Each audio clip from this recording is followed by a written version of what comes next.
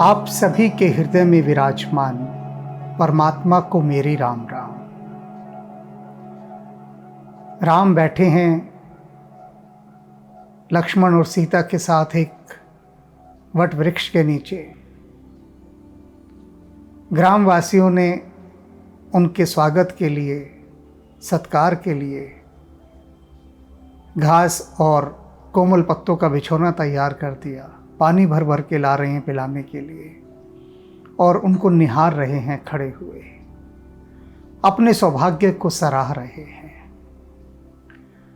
रुकना नहीं था वहाँ पर उन्हें, लेकिन जब ग्रामवासियों ने निवेदन किया कि आप कुछ क्षण इस वृक्ष के नीचे विश्राम करें, चाहें तो रात रुक जाएं, और यदि रात नहीं रुकना चाहते, अभी जाना चाहते हैं, तो घड़ी भर को यहाँ पर विश्राम कर लीजिए। प्रभु राम ने भी देखा कि सीता थक गई हैं चलते चलते, वे भी विश्राम कर लें, तो प्रभु ने हामी भर दी। बस फिर क्या था, फिर तो जैसे ग्रामवासियों को खजाना मिल गया।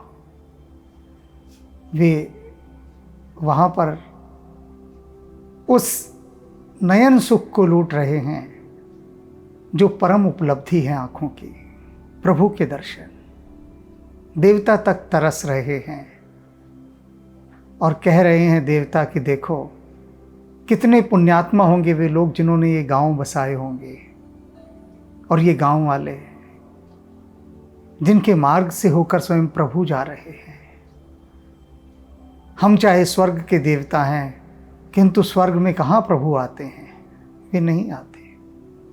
लेकिन इनको देखो कैसे खुले दर्शन दे रहे हैं।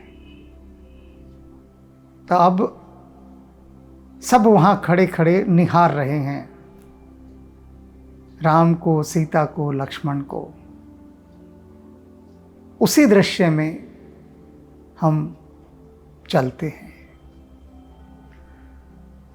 थके नारी नर प्रेम प्यासे, वो जो प्रेम के प्यासे नर नारी थे,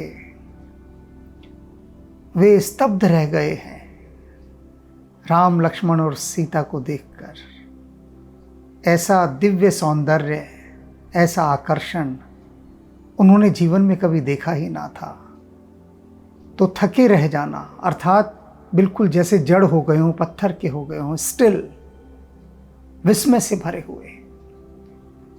और कैसे हो गए थे वो, उसका एक उदाहरण दे रहे हैं तुलसीदास जी। बहुत सुंदर उदाहरण है, समझ में नहीं आएगा किसी के भी, क्योंकि जो उदाहरण दिया है वह प्रजाति दुर्लभ है, अब उपलब्ध नहीं है, लगभग नष्ट प्राय हो चुकी है, तो समझने में मुश्किल होगी। फिर भी बता दे कैसे हैरान थे वो ग्रामीण, कैसे हैरान थे। सीधे सरल होते हैं ना, तो उनकी हैरानी कैसे बताई जा रही है। मनहु मृग मृग देख दिया से, जैसे हिरण और हिरनी दिए को देख रहे हो। गांव में बाहर छोटे छोटे से मंदिर बने होते थे, वहाँ कोई दरवाजे नहीं होते थे, झोपड़ी के आकार का एक छोटा सा मंदिर बना दिया जाता था और वहाँ पर दिया कोई जला आता था।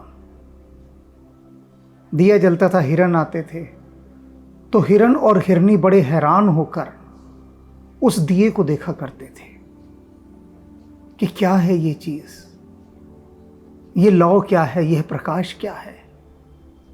हैरानी से, विस्मय से, आश्चर्य से, और स्तब्ध हो जाते थे दिए को देखकर। अब आप कैसे देखेंगे, हिरण हिरनी तो है नहीं, क्योंकि वो इतने सरल होते हैं। हिरण सबसे निरीह और सरल जीव है, भोला, उसे पता ही नहीं कुछ हो क्या रहा है। तो जैसे वो हिरण और हिरनी दिए को देखकर स्तंभित रह जाते थे। इस तरह से ये सब ग्रामीण नर नारी राम लक्ष्मण और सीता को देखकर हैरान हैं, अवाक हैं और मंत्रमुग्ध से हो गए हैं। सिए समीप ग्राम तीह जाहि, फिर गांव की स्त्रियां सीता जी के पास पहुंचती हैं। बैठे हैं सब साथ साथ में, राम लक्ष्मण सीता। तो स्त्रियां सीता के पास जाती हैं। पूछत अति स्नेह सकुचाही, और बहुत स्नेह के साथ, प्रेममयी वाणी के साथ, सकुचाते हुए, लजाते हुए पूछती हैं। कुछ मन में चल रहा है उनके, तो सोचा चलो सीता से ही पूछें अब तो सीता के पास आई और पूछना चाहिए भी या नहीं पूछना चाहिए, इस संकोच से भरी हुई है, किंतु स्वयं को रोक नहीं सकती, तो पूछती हैं बहुत स्नेहपूर्वक। बार बार सब लागे ही पाए, पूछने से पहले सब बार बार उनके चरण स्पर्श करती हैं सीता के, और कई ही वचन मृदु सरल सुभाए, और बहुत ही स्वाभाविक और सरल मधुर वचनों से कहती हैं गांव की स्त्रियां। राजकुमारी विनय हम करहीं, हे राजकुमारी, हम आपसे कुछ विनय कर रही हैं, विनती कर रही हैं, कुछ पूछना चाहती हैं। ये तो जान गई सभी कि सीता राजकुमारी हैं, तो संबोधन ही राजकुमारी से करते हैं। क्या पूछना चाहती हैं? तिये सुभाई कुछ पूछत डरी, लेकिन स्वाभाविक रूप से स्त्री स्वभाव होने के कारण हम डरी भी हुई हैं कि पूछें या ना पूछें। लज्जा भी आ रही है पूछने में, और प्रश्न करते समय डर भी लग रहा है, क्योंकि सहज स्वाभाविक स्त्री का गुण होता है कि पूछते हुए कुछ डरती भी है। तो वे अपने मन की स्थिति स्पष्ट कर रही हैं सीता के आगे। स्वामिन अभिनय क्षमब हमारे, कहती हैं स्वामिनी, हम जो पूछने जा रही हैं, हो सकता है आपको लगे कि यह क्या पूछने वाली बात है, तो क्षमा कर दीजिएगा। पहले से ही क्षमा याचना कर ले। संकुचित है पूछने से, इसलिए समझ रही हैं कुछ न कुछ तो प्रश्न ये ऐसा है कि जो नहीं पूछना चाहिए, लेकिन पूछे बिना बात भी नहीं बनेगी, तो पहले क्षमा मांग ले। बिलग ने मानव जान गंवारे, और यदि लगे कि हमारी बात अनुचित है, तो ये समझ लीजिएगा कि ये गंवार स्त्रियां हैं, और गंवार स्त्रियां ऐसे ही तो प्रश्न पूछेंगी, तो हमें क्षमा कर दीजिएगा। गंवार स्त्री जानकर पूछने का ढंग देखो क्या है। प्रश्न पूछने से पहले कितनी विनम्रता, कैसा भाव, कैसी अनुनय विनय, उसके बाद प्रश्न करेंगे। कितनी गहरी समझ है इन गांव की स्त्रियों को, शिष्टाचार, एटिकेट्स कितने ज़्यादा है कि पहले ही क्षमा मांग ली। क्या कहती हैं? राजकुंवर दो सहज सलोने, आपके साथ दो राजकुमार हैं जो स्वाभाविक रूप से बहुत ही सुंदर हैं, बहुत सुंदर। इनिते लही दुति मरकत सोने, और इनसे ही जैसे पन्ने ने और सोने ने चमक प्राप्त की है। जो पन्ना होता है उसकी हरितिमा नीलिमा की तरफ बढ़ती हुई जाती है, ऐसे भगवान राम हैं। और सोने जैसे लक्ष्मण जी हैं। तो सौंदर्य का पहले वे वर्णन करते हैं कि जो दोनों राजकुमार तुम्हारे साथ हैं, इनको देखकर ऐसा लगता है कि जो एक ने तो पन्ना जो है उसकी जो शोभा है, उसकी जो कांति है, उसकी जो आभा है, वो जैसे उसने कण मात्र इनसे ले ली है। एक कण मिला है बस उसको, और ऐसे ही सोने को जो स्वर्णिम आभा मिली है, वह एक कण इस दूसरे राजकुमार से मिला है। आप समझ ही गए होंगे कि पन्ने के पास जो शोभा है, जो चमक है, जो कांति है, वह उसे श्री राम से मिली है और सोने को लक्ष्मण जी से मिली है, लेकिन एक कण मिला है बस। तो जान लीजिए कि क्या सौंदर्य होगा भगवान राम का और लक्ष्मण जी का। ये तो गांव की स्त्रियां कह रही हैं, जिन्हें कुछ कहने की ज़्यादा समझ नहीं है, फिर भी कितनी बड़ी बात उन्होंने कह दी। तो पहले तो वर्णन किया दोनों का, सौंदर्य का। अब कहती हैं, श्यामल गौर किशोर बर सुंदर सुषमा ऐन, शरद सरबरी नाथ मुख शरद सरोरुह नैन। कि जो श्यामल और गौर वर्ण के हैं, किशोर दोनों, और इनकी जो सुंदरता है, इनकी जो सुषमा है, उसका वर्णन नहीं किया जा सकता। कैसा है? जैसे शरद ऋतु का जो चंद्रमा होता है, पूर्णिमा का, उस पूर्णिमा के चंद्रमा के समान इनका मुख है और शरद ऋतु के ही कमलों के समान इनके नेत्र हैं। ऐसे ये सौंदर्य संपन्न दोनों राजकुमार हैं। कोटि मनोज लजाविन हारे, करोड़ों कामदेव इनके आगे लज्जित हो जाएं, ऐसा सौंदर्य है इनका।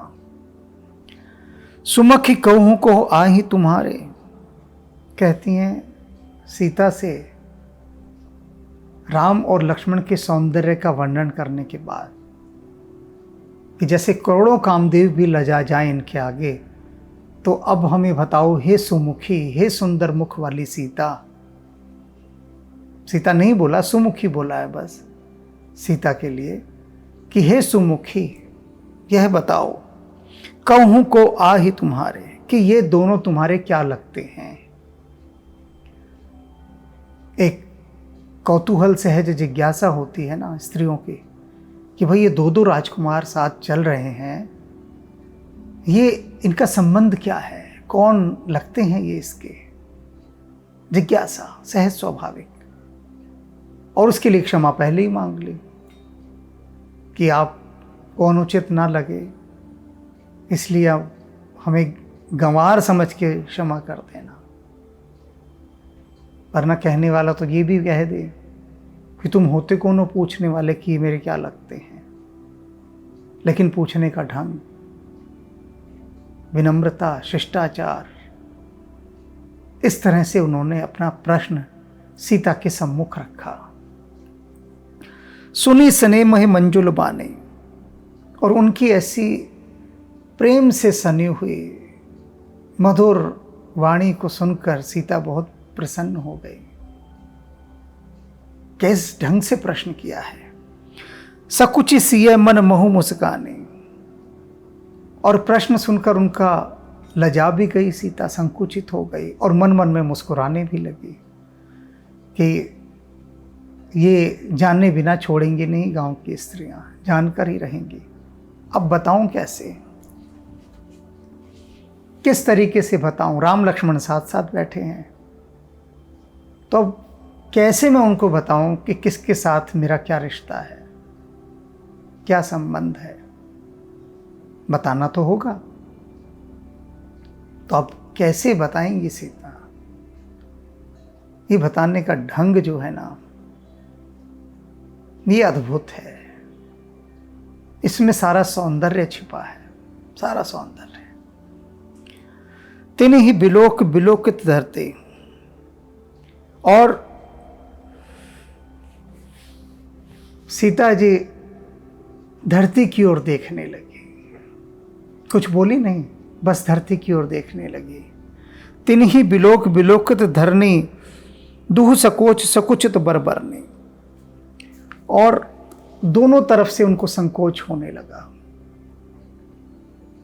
बड़े गहराई से, गौर से धरती की ओर देखने लगी, सोचने लगी कि अगर मैं नहीं बताती, पहला संकोच क्या है, नहीं बताती तो अच्छा नहीं लगेगा कि उन्होंने प्रश्न किया है, उनका मन दुखी हो जाएगा। एक संकोच तो ये, और दूसरा संकोच कि मैं किस प्रकार से बताऊं, मैं कौन सी विधि अपनाऊं कि जिससे मुझे कम से कम कहना पड़े और सारी बात स्पष्ट हो जाए। तो दो तरफा संकोच ने सीता को घेर लिया है। सकुची सप्रेम बाल मृग नयनी, और वे सीता जी जो बाल मृग नयनी के समान जिनके नेत्र हैं, बहुत संकुचित हो गई, सकुचा गई, लजा गई, धरती की ओर देखे जा रही हैं और सोच रही हैं मैं कैसे उत्तर दूं। बोली मधुर बचन पिक बयाने, और फिर कोयल जैसे मधुर स्वर के अंदर सीता जी कहती हैं उन ग्रामीण स्त्रियों से, सहज सुभाए सुभग तन गोरे, कि ये जो स्वभाव से ही सुंदर हैं और गोरे शरीर वाले हैं, नाम लखन लघु देवर मोरे, इनका नाम लक्ष्मण है और ये मेरे छोटे देवर हैं। तो लक्ष्मण की ओर संकेत करके बता दिया कि गोरे जो वर्ण वाले हैं ये मेरे छोटे देवर हैं। बहुर बदन बिदु अंचल ढाकी, और फिर क्या किया, सीता जी ने आंचल से अपना मुख ढक लिया। पिए तन चितहें बोई करी बाकी, और फिर अपने चंद्रमा के समान मुख को हल्का सा टेढ़ा करके प्रभु राम की तरफ देखा और भौवें टेढ़ी करके इशारा किया। कुछ बोली नहीं, बस राम की तरफ इशारा किया और घूंघट कर लिया, आंचल कर लिया, जिससे कि कोई और ना देख पाए, और भवें टेढ़ी करके संकेत करके बस इशारा किया। और इशारे का अर्थ, सांकेतिक अर्थ, गूढ़ार्थ सब समझ गई स्त्रियां। राम के लिए कुछ भी, कैसा भी कोई शब्द सीता ने इस्तेमाल नहीं किया, बोली ही नहीं राम के विषय में। तो बस आंचल से अपना चेहरा ढका और फिर सिर्फ उनके मुख चंद्र को गांव की स्त्रियां ही देख रही है, और भवी टेढ़ी करके आंखें तिरछी करके राम की तरफ बस इशारा कर दिया ऐसे। खंजन मंजू तिरछ नयनी, खंजन पक्षी के समान उन नयनों को तिरछा करके उन्होंने संकेत किया। निज पति कहे हूं तिन ही सिए सयनी, और संकेत से इशारा करके सीता जी ने कहा वे मेरे पति हैं। होठ कुछ नहीं बोले, नयन बोले, आंखों ने सब कह दिया, होठों को कुछ नहीं कहना पड़ा, आंखें ही बोल गई कि वे मेरे पति हैं।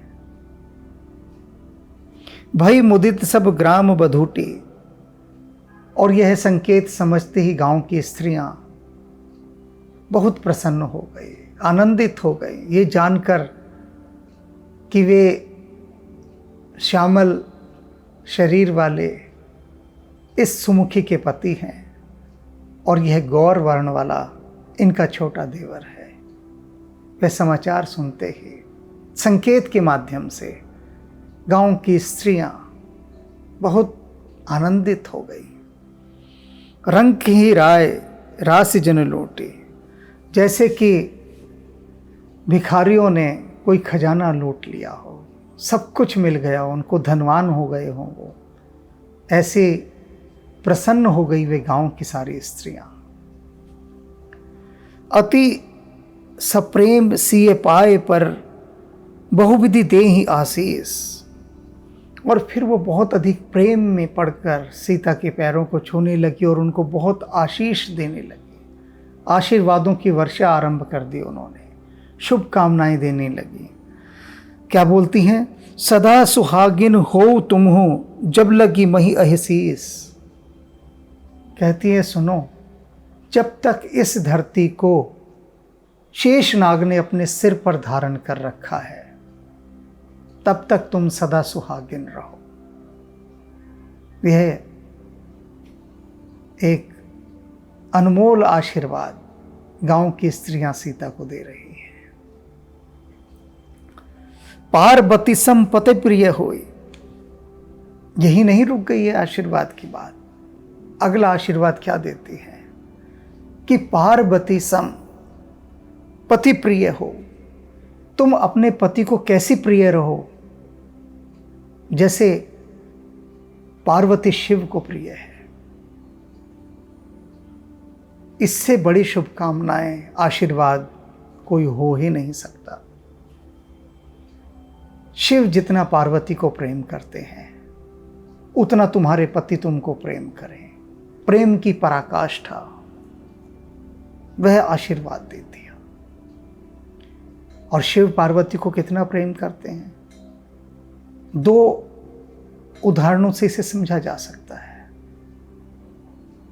एक तो शिव पार्वती को कहीं दूसरी जगह नहीं बिठाते आसन देकर, शिव पार्वती को अपने गोद में बिठाते हैं, अपनी बाईं जंघा पर, इधर उधर कहीं नहीं बिठाते। इतनी आत्मीयता। शिव का एक भक्त तो रुष्ट भी हो गया था बहुत इसी बात से। उसने कहा मुझे शिव की परिक्रमा करनी है, तो पार्वती से बोला कि आप भगवान शिव की गोद से उतर जाइए। ये कोई तरीका नहीं है, इस तरह से शिष्टाचार नहीं है, और मुझे परिक्रमा करनी है, आप उतरिए। तो पार्वती कहती है मैं शिव का ही अंग हूँ, मेरे रहते रहते ही तू परिक्रमा कर। वह नहीं माना। खैर यह एक लंबी कहानी है। वह जिद पर अड़ा रहा और बाद में उसको शाप झेलना पड़ा, क्योंकि उसने भगवान शिव से भी कहा कि आप पार्वती को कहिए कि वे हट जाएं, मुझे आपकी परिक्रमा करनी है। तो शिव भी उसे समझाते हैं कि ये मेरे शरीर का आधा अंग है, अर्धनारीश्वर, तो ये हट जाएगी तो तू आधे शरीर की ही परिक्रमा कर पाएगा। लेकिन वह ना समझ फिर भी नहीं समझा। कुछ भक्त हठी भक्त होते हैं, जिद्दी। वो भगवान की बात भी नहीं सुनते, परमात्मा की बात भी नहीं सुनते, गुरु की बात भी नहीं सुनते। गुरु लाख सिर पटकता रहेगा, वो अपनी जिद पर ही अड़े रहते हैं। और वही उस भक्त ने किया। तो अस्तु यहाँ बात यह हो रही थी कि कितनी प्रिय है पार्वती शिव को। कि पहला तो ये कि शिव उनको अपनी गोद में बिठाते हैं, और दूसरा कि उनको अपने शरीर का आधा अंग बना दिया है। एक ही हो गए हैं, एक रूप हो गए हैं।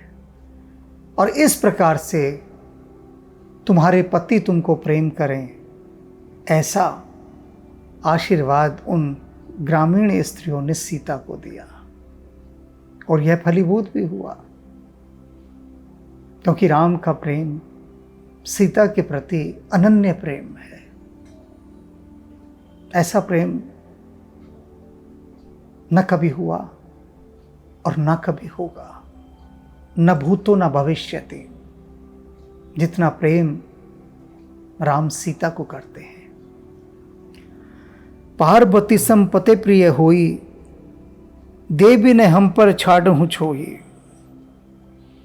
कह रही हैं कि हे देवी, बस आप हम पर अपनी कृपा करना मत छोड़िएगा, हम पर अपनी कृपा बनाए रखिएगा।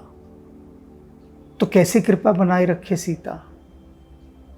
क्या कृपा चाहिए उनको? तो बता रही हमें क्या कृपा चाहिए आपकी। पुनि पुनि विनय करी है कर जोरी। बार बार वो हाथ जोड़ जोड़ कर प्रार्थना करती हैं सीता से कि हम पर अपनी कृपा बनाए रखिएगा, हम पर अपनी कृपा बनाए रखिएगा।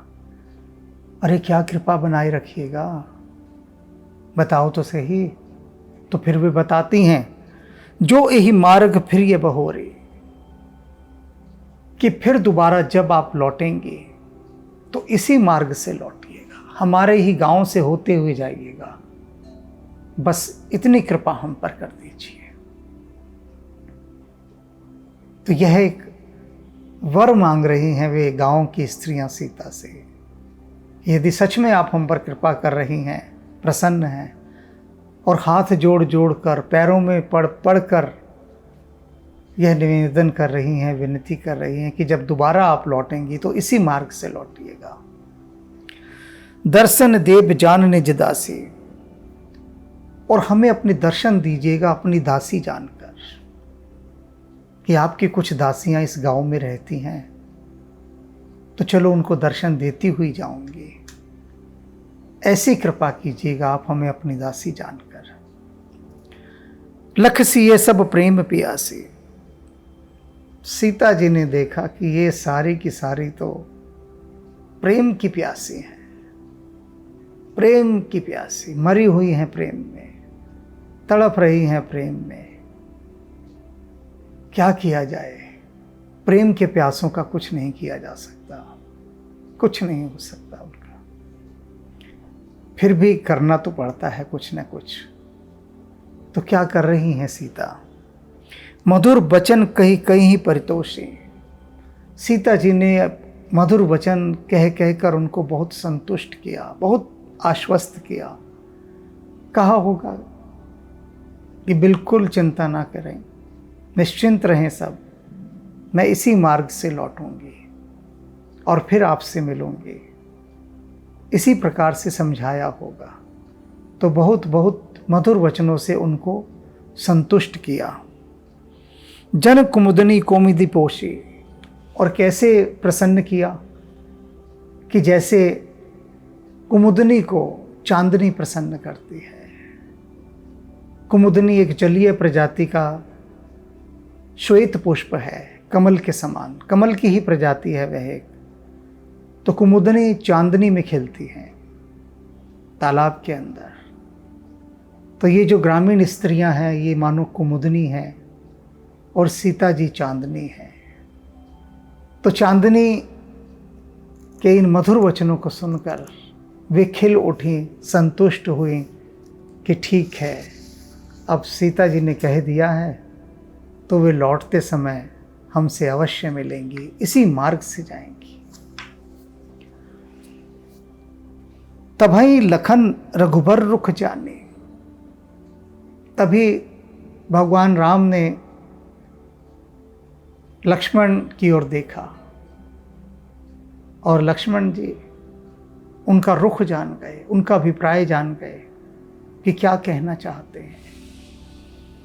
केवल संकेतों से ही समझ लेते हैं। जो गहरे प्रेमी होते हैं कुछ कहना नहीं पड़ता, कहने की तो बात ही नहीं आती, हाव भाव और संकेत से ही सब कुछ समझ लेते हैं कि उनका स्वामी क्या कहना चाहता है। तो लक्ष्मण जी भी समझ गए।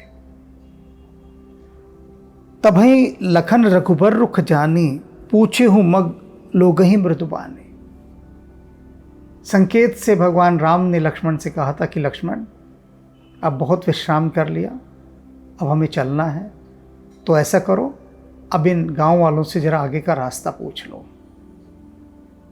बोले नहीं है प्रभु राम, लेकिन संकेत से पूरा का पूरा वाक्य उन्होंने कह डाला संकेतों से। लक्ष्मण जी समझ गए और अब लक्ष्मण जी मधुर वाणी में उन गांव वालों से रास्ता पूछते हैं आगे का। अब रास्ता क्या पूछा, गांव वालों की तो जान पर बनाई। सुनत नारी नर भय दुखारी। लक्ष्मण जी ने जैसे ही पूछा कि अच्छा अब हम चलेंगे तो आप हमें आगे का मार्ग बता दीजिए, बस इतना सुनना ही था कि सब नर नारी दुखी हो गए कि अरे अभी तो हमने जी भर कर इनको देखा भी नहीं, अभी तो हमारे नयनों की प्यास भी नहीं बुझी और इन्होंने चलने की बात कर दी। कह रहे हैं कि हमें रास्ता बताओ आगे का। पुलकित गात बिलोचन बारे। यह बात सुन के उनका शरीर कांपने लगा, आंखों से आंसू बहने लगे। अब यहाँ जो शरीर पुलकित हो रहा है, यहाँ प्रसन्नता के कारण नहीं हो रहा, व्याकुलता के कारण। ये चले जाएंगे अब, और आंखों से वियोग के अश्रु कि अब वे इन दर्शनों से वंचित हो जाएंगे। ये दुख के आंसू हैं जो अब उन ग्रामवासियों के आंखों से बह रहे हैं। मिटा मोद मन भयस मलीने, उनके मन का जितना मोद था, प्रसन्नता थी, आनंद था, सब मिट गया।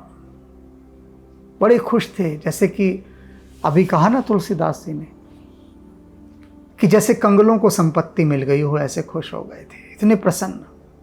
और उनकी सारी प्रसन्नता चली गई। और भय मलिना, मन भय मलिना, मन मलिन हो गया, मुरझा गया, उदास हो गया, दुखी हो गया, बुझ सा गया मन। विधि निधि दीन लेत जनु छीना, ऐसा लगा उन्हें जैसे विधाता ने जो उन्हें अभी संपत्ति दी थी वो फिर से वापस छीन ली हो। जब दी थी तो कितने प्रसन्न हो गए, और अब विधाता उसी संपत्ति को छीन रहे हैं, क्योंकि राम लक्ष्मण और सीता अब जाने की तैयारी कर रहे हैं। समझ कर्म गति धीरज कीना, फिर उन्होंने कर्म की गति को जानकर धैर्य धारण किया कि यही विधाता को स्वीकार है तो क्या करें, अब कुछ नहीं कर सकते, माननी पड़ेगी बात। धैर्य धारण किया। सोध सुगम मग तीन कहीं दीना, और फिर उन्होंने अच्छी तरह से समझ बूझ कर कि कौन सा रास्ता ठीक रहेगा, उचित रहेगा, वह रास्ता बताया। जो सबसे सही मार्ग था वह बताया।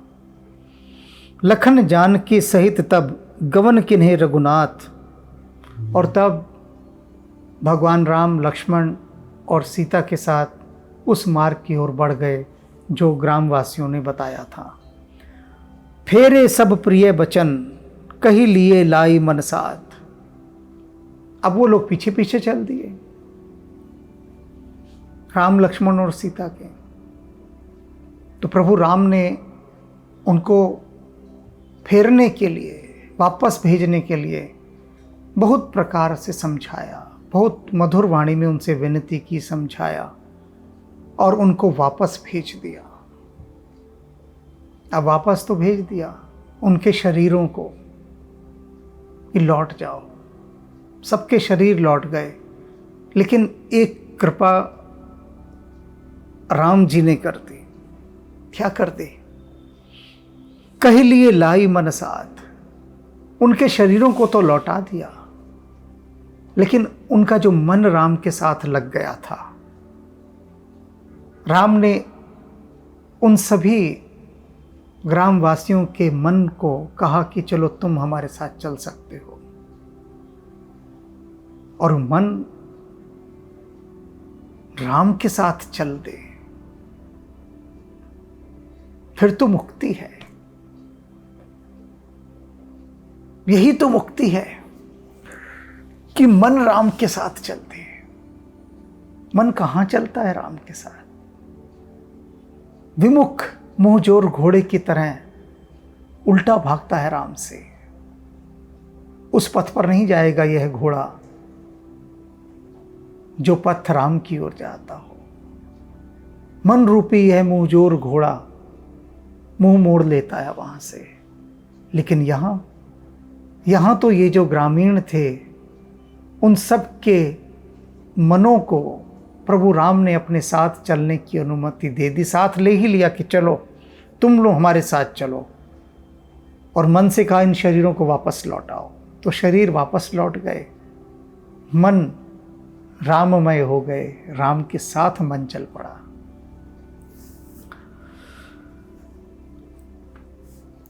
फिरत नारी नर अति पछताए, वो जो लौटा दिए थे नर नारी प्रभु राम ने कि जाओ अब तुम अपने अपने घरों को लौट जाओ, वो बहुत पछताने लगे, बहुत दुखी हुए।